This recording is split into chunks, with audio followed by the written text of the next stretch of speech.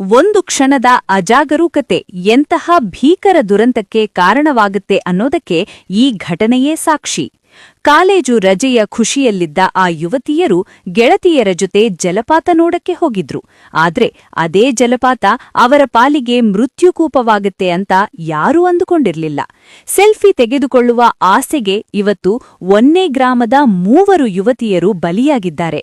ಅಸಲಿಗೆ ಆ ಮಾಲುಂಗುಮ್ಮಿ ಜಲಪಾತದ ಬಳಿ ನಡೆದಿದ್ದೇನೋ, ಆ 4 ಗೆಳತಿಯರ ಕಥೆಯೇನಾಯ್ತು? ಬನ್ನಿ ಈ ಕರುಳು ಹಿಂಡುವ ವರದಿ ನೋಡೋಣ. ಅಲ್ಲೂರಿ ಸೀತಾರಾಮರಾಜು ಜಿಲ್ಲೆಯ ಜಂಬುವಲಸ ಗ್ರಾಮದ ತ್ರಿಷಾ, ರತ್ನಕುಮಾರಿ, ಪವಿತ್ರ ಮತ್ತು ಅಂಜಲಿ ಪ್ರಾಣಸ್ನೇಹಿತೆಯರು. ತ್ರಿಷಾ ಇಂಟರ್ ಪರೀಕ್ಷೆ ಮುಗಿಸಿ ಊರಿಗೆ ಬಂದಿದ್ರು. ಗುರುವಾರ ಎಲ್ಲರೂ ಸೇರಿ ಹತ್ತಿರದ ಮಾಲುಂಗುಮ್ಮಿ ಜಲಪಾತಕ್ಕೆ ಫೋಟೋ ತೆಗೆಯಕ್ಕೆ ಹೋಗಿದ್ರು. ಜಲಪಾತದ ಅಂಚಿನಲ್ಲಿ ನಿಂತು ಸೆಲ್ಫಿ ತೆಗೆದುಕೊಳ್ಳುವಾಗ ಒಬ್ಬಳು ಆಕಸ್ಮಿಕವಾಗಿ ಕಾಲು ಜಾರಿ ಕಮರಿಗೆ ಬಿದ್ದಿದ್ದಾಳೆ ಎಂದು ಹೇಳಲಾಗಿದೆ. ಆದರೆ ವೈರಲ್ ಆಗಿರುವ ವಿಡಿಯೋದಲ್ಲಿ 3 ಯುವತಿಯರು ನೀರಿನಲ್ಲಿ ಆಟವಾಡುತ್ತಿದ್ದು, ಮತ್ತೊಬ್ಬ ಯುವತಿ ಬಂಡೆಯ ಮೇಲಿನಿಂದ ವಿಡಿಯೋ ಮಾಡುತ್ತಿದ್ದರು. ನಗುತ್ತಲೇ ಯುವತಿಯರು ಮುಂದಕ್ಕೆ ಹೋದಾಗ ಆಳ ಜಾಸ್ತಿಯಾಗಿ ಮುಳುಗಿದ್ದಾರೆ.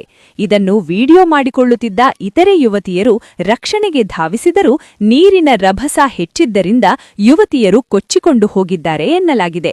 ಈ ವೇಳೆ ವಿಡಿಯೋ ಮಾಡುತ್ತಿದ್ದ ಯುವತಿ ರಕ್ಷಣೆಗಾಗಿ ಕೂಗಿಕೊಂಡಿದ್ದಾಳೆ. ಸ್ಥಳೀಯರು ತಕ್ಷಣ ನೀರಿನೊಳಗೆ ಇಳಿದು ಅವರನ್ನ ಮೇಲೆ ತಂದರೂ ವಿಧಿಯ ಆಟ ಬೇರೆಯೇ ಇತ್ತು.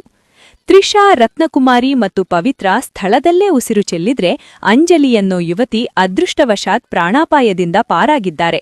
16 ಮತ್ತು 17 ವರ್ಷದ ಈ ಪುಟಾಣಿ ಹೆಣ್ಣುಮಕ್ಕಳನ್ನ ಕಳೆದುಕೊಂಡ ಜಂಬುವಲಸ ಗ್ರಾಮ ಇವತ್ತು ಸ್ಮಶಾನ ಮೌನಕ್ಕೆ ಜಾರಿದೆ. ಕಣ್ಣೆದುರೇ ಆಟವಾಡಿಕೊಂಡಿದ್ದ ಮಕ್ಕಳು ಇವತ್ತು ಶವವಾಗಿ ಬಂದಿರೋದನ್ನ ಕಂಡು ಪೋಷಕರ ಆಕ್ರಾಂದನ ಮುಗಿಲು ಮುಟ್ಟಿದೆ. ರಜೆಯ ಸಂಭ್ರಮವಿದ್ದ ಮನೆಯಲ್ಲಿ ಈಗ ಸೂತಕದ ಛಾಯೆ ಆವರಿಸಿದೆ. ಗೆಳೆಯರೆ, ಫೋಟೋ ಮತ್ತು ಸೆಲ್ಫಿಗಳಿಗಿಂತ ನಿಮ್ಮ ಜೀವ ಅತಿ ಅಮೂಲ್ಯವಾದದ್ದು. ಜಲಪಾತ ಅಥವಾ ಅಪಾಯಕಾರಿ ತಾಣಗಳಿಗೆ ಹೋದಾಗ ಜಾಗರೂಕರಾಗಿರಬೇಕು. ಈ ದುರಂತದ ಬಗ್ಗೆ ನಿಮ್ಮ ಅನಿಸಿಕೆ ಏನು? ಪ್ರವಾಸಿ ತಾಣಗಳಲ್ಲಿ ಯಾವ ರೀತಿ ಮುನ್ನೆಚ್ಚರಿಕೆ ಇರಬೇಕು? ಕಮೆಂಟ್ ಮಾಡಿ ತಿಳಿಸಿ. ಸುದ್ದಿಗಳಿಗಾಗಿ ನಮ್ಮ ಚಾನೆಲ್ ಸಬ್ಸ್ಕ್ರೈಬ್ ಮಾಡಿ. ಧನ್ಯವಾದಗಳು.